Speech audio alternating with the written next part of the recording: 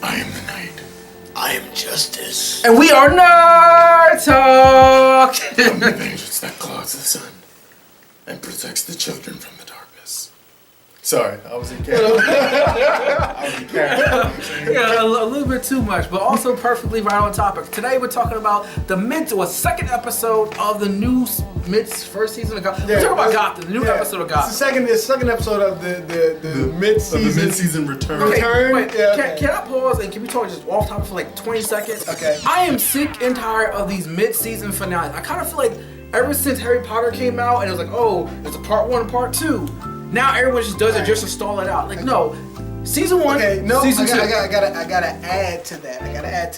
Add 10 more seconds to that conversation. They did a mid-season so the seasons could go on longer throughout the years. If you don't remember, before they started doing mid-season finales, seasons would end after like 10 or 11 issues, and then that would be it all year. Yeah, so for like 2 months. Right. Like it was the last 2 months, then the next 11. Now they've extended it to where it's almost doubly the time. Instead of just having 10 or 12 episodes, they have like 20-some episodes, and they just have a little break in the middle. That way, it's more money for the public, the producers, because more people are still viewing, and at the same time, more entertainment for us because we get a longer season of videos. Well, you know what? I guess it's just a good old Gotham case of more money, more problems. I mean, but every show is doing this. There's not a show that's coming on that you can go to YouTube and wait. Before you go to last time I checked, Orange is the New Black. Netflix don't count. Wait. Speaking of that, Misfits. Netflix don't count. Netflix They dropped the whole season. They dropped the whole season. It just goes out, and then that's it. In one day, and then they go watch it at your leisure. But you know, but we like that. I go like, you either give me everything at once, or give me mid-season finales. I like that. Okay, but anyway, we spent our time talking about that. Now to go back to Gotham.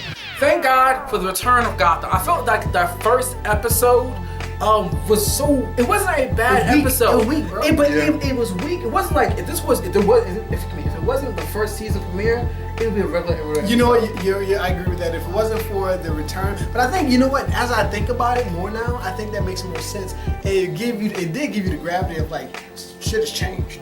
You know what I'm saying? For Gordon and for the show, and everybody kind of felt that like, oh my god, like is it gonna be like what's this? happening to Jim Gordon? Exactly. He's gonna stay in all Exactly. blah blah blah. But now that Gordon's come back on the scene and everything's happening, He's become a detective again. Right, and I feel like he's finally playing the game. Like I feel like somehow, somewhere between this episode and last episode, he went and got HBO, in his apartment. And he stayed by himself because Barbara's gone, and he watched Game of Thrones, and he was like, "Well, I saw what happened to Ned Stark.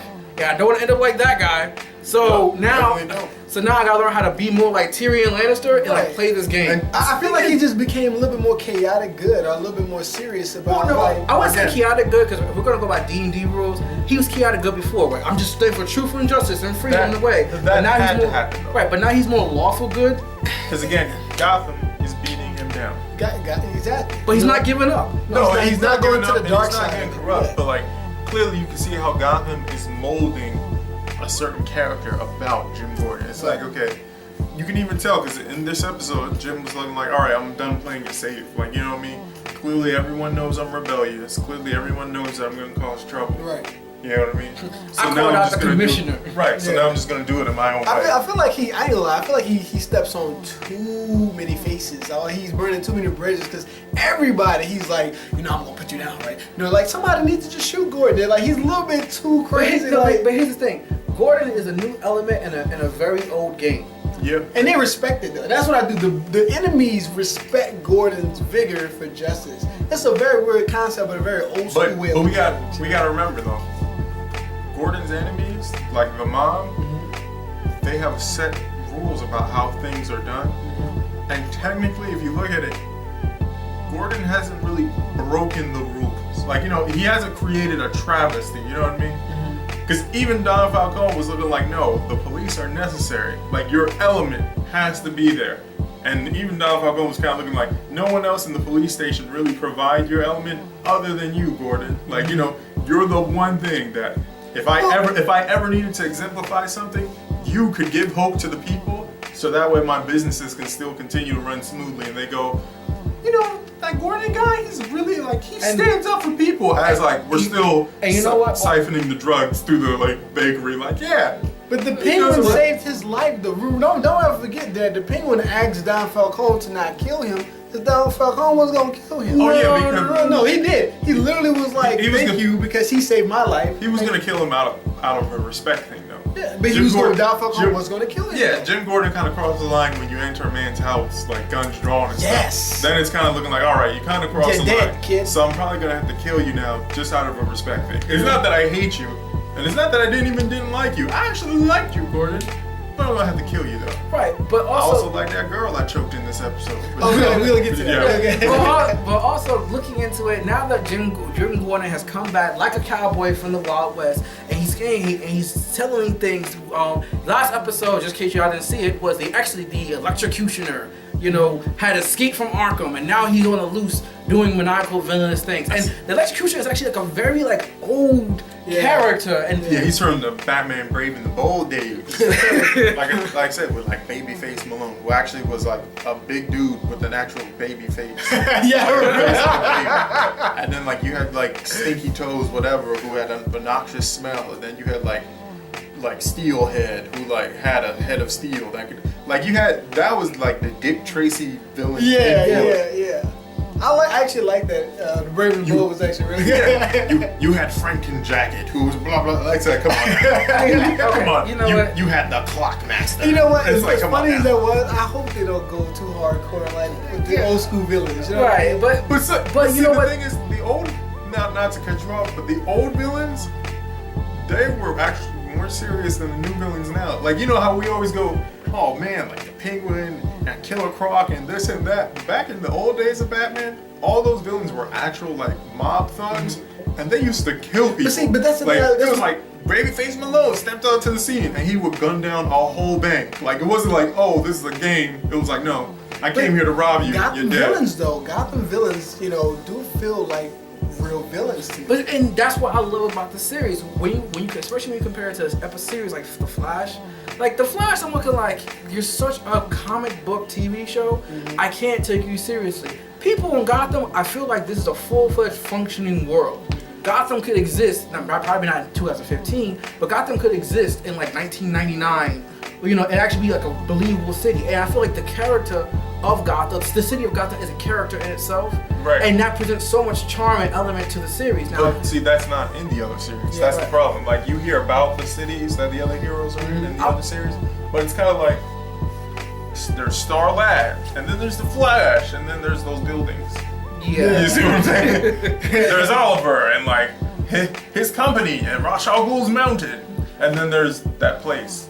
You know what I mean? Like, but everyone goes, it's Gotham. Right. But but just to go ahead and say this about Gotham, like first off, one of the best things about the show, the Catgirl wasn't there.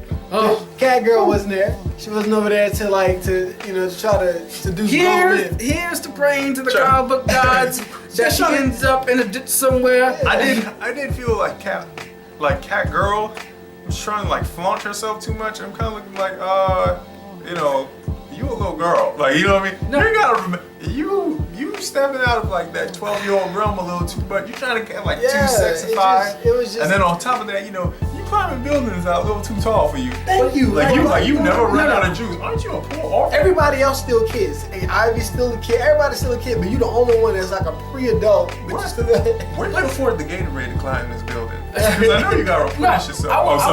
I wouldn't say that. I just wish they at least gave some type of like background to her as opposed to her just being an orphan. If they had said, if they had straight up stole Dick Grayson's origin story, where like, oh my God, she was part of a family of acrobats and they got gunned down and she ended up being an orphan. That's how she could do what she do. I could buy that. Yeah.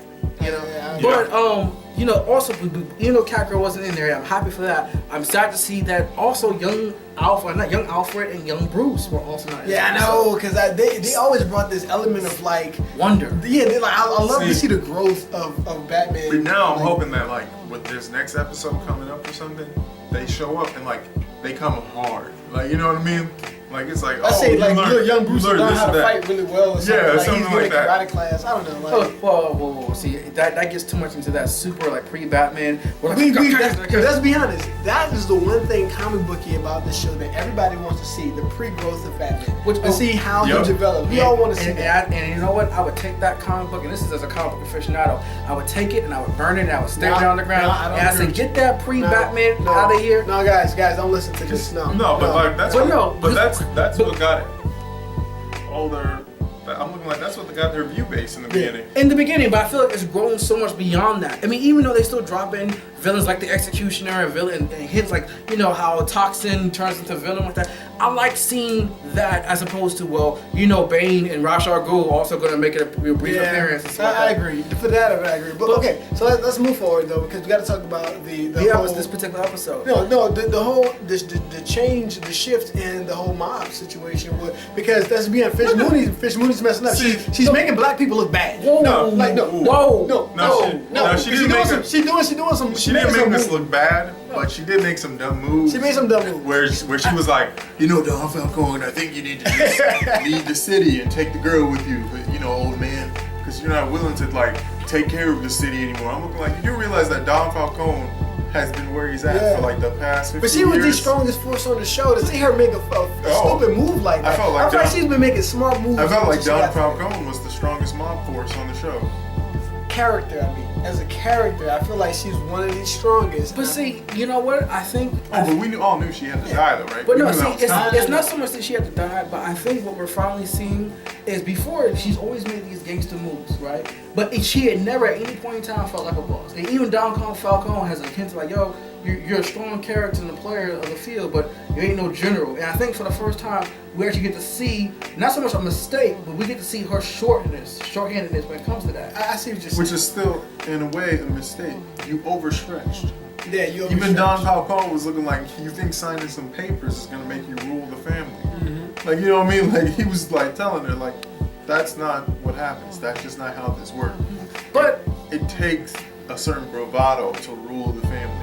You just don't have that. You were coming in your underhanded ways, but you weren't doing enough to show yourself as I am a boss.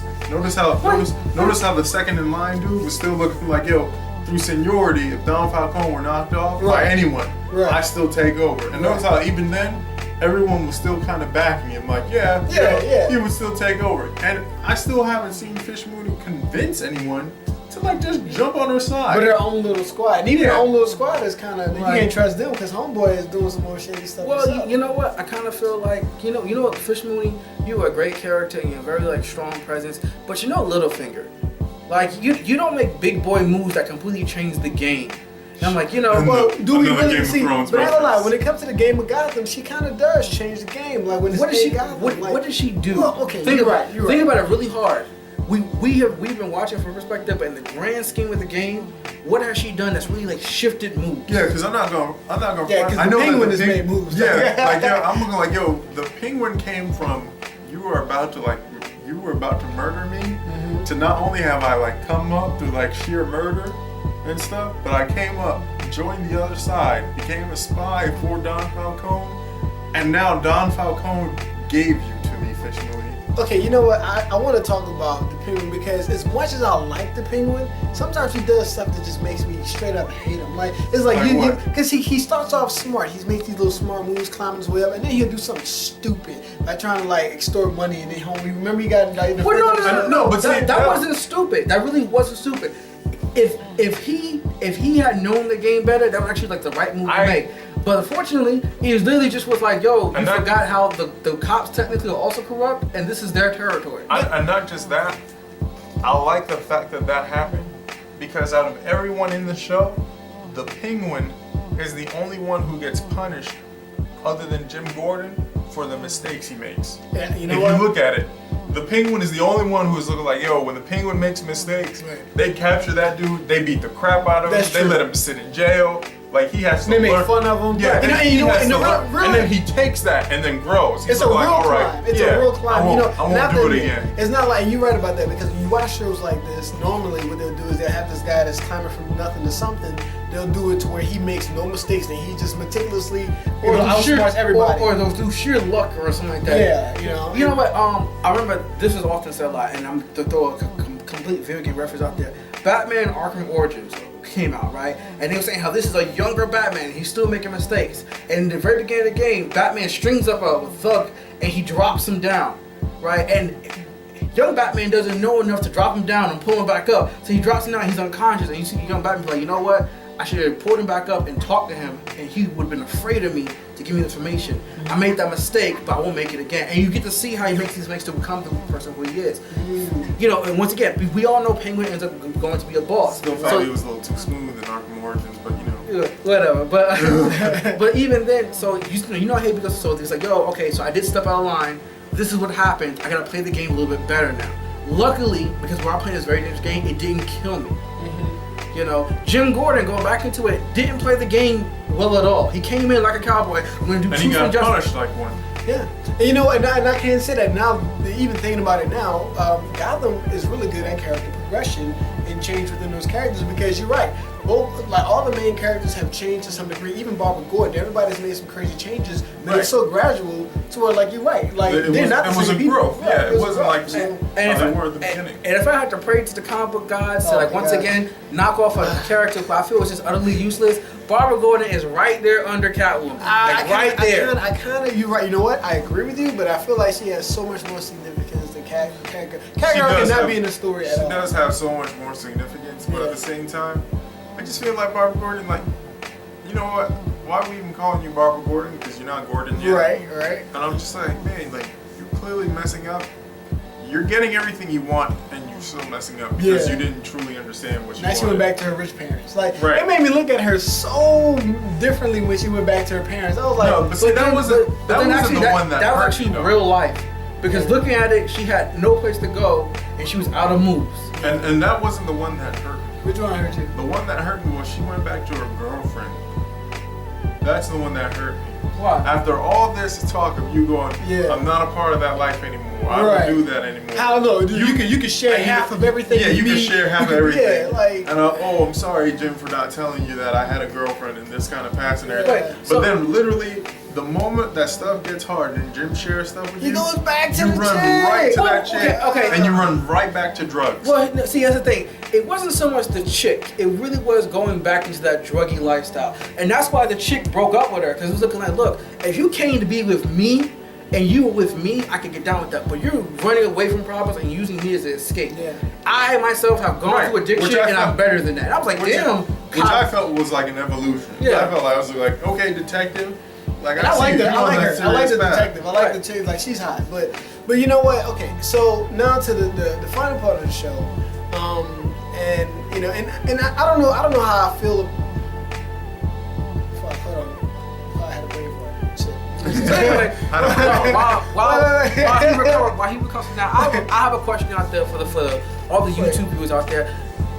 How do you feel that with all these characters dropping into the Gotham universe, who do you feel is a character that rightfully fits? You know, out of all the characters within the Gotham Batman Rogue Gallery, we've already dropped Executioner, we've already dropped Penguin. You know, it hasn't been any Jokers yet. But who would you feel would be? Want a Joker? No, definitely don't want a Joker. And if we do have one, he has to start off like Enigma. I want pre-Joker, where he was semi-insane, but he was still a mob thug, and he has to do like grunt work. Well, no, because the original, once again, going back to the comic books, is the original Joker was a comedian, and I actually thought in like the first episode that was him. I really think that was him in the first episode.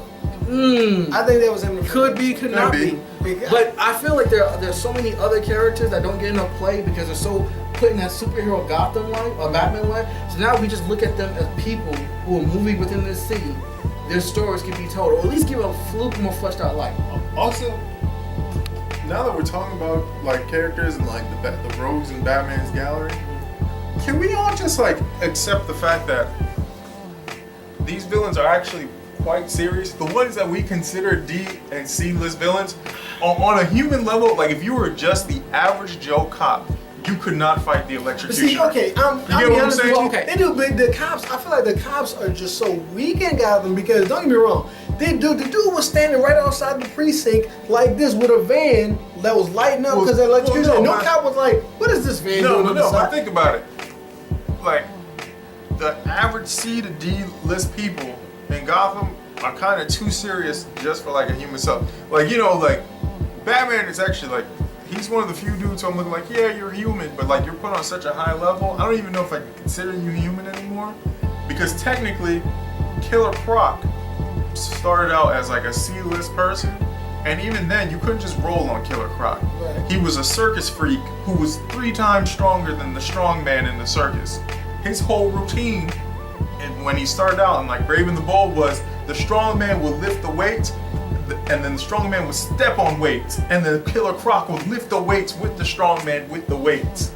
Like, you see what I'm saying? Right. Like, Batman's whole encounter with Killer Croc the first time was Batman was like, "How, bro?" He punched his chest, and then it did nothing. Killer Croc was like, "Bro, shut up! Bro, I'm taking this circus money. Get out of here, you lying bat bastard!" And then it was looking like, okay, so clearly, like, no normal person could just roll on you, Killer Croc. You're clearly too strong for that. And again, like the Electrocutioner, he doesn't seem like a dude. Like, if you weren't like Batman Meticulous or like Jim Gordon, he doesn't seem like a dude that the normal cops could like just go against. It seems like it would take a team to like bring down the Electrocutioner. Because Killer Croc wasn't in this episode, so we ain't gonna go hard on Killer Croc, but I do feel what you're saying. Yeah. But at the same time, guys, I don't know, comment down below, let us know what you guys think about this episode. I mean, did you like it? Did you hate it? Did you think it was more meh?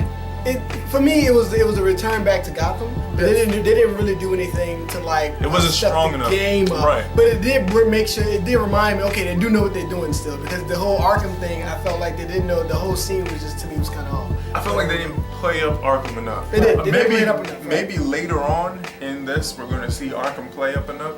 It would be nice if we saw some more, like, you know, the introduction of Arkham to give Arkham itself weight, because I kind of felt like they threw in Arkham because of the name, but they didn't build up any weight for it. It'd be nice if Arkham just literally starts developing like the psychopaths that Gordon starts to face. That lead into like Batman's psychopath. Because, you know, so far, Zsasz is kind of like the scariest person there other than the Electrocutioner.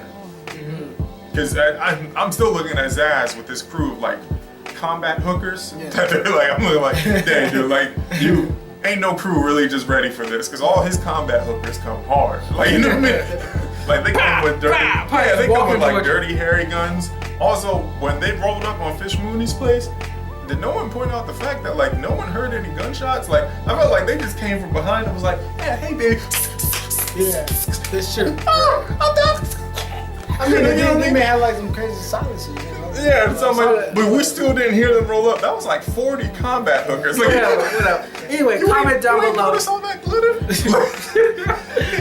Comment down below. Let us know what you think about this episode. Let us know what you think about the Gotham series in general. Also, check out our videos concerning the Flash and Arrow series. Also, be sure to check us out on Facebook. Follow us on Twitter. Definitely check us out on Instagram. And most importantly, check out our Kickstarter that is running right now. Fitnessnados. For our brand new channel. We need your help. We need the nerd support, the nerd community to help us out to get this new channel started where we all can become the superheroes we want to be today. Also, I don't want to stretch it too far, but you know, the Aficionados is definitely there to help y'all out as much as it helps us out.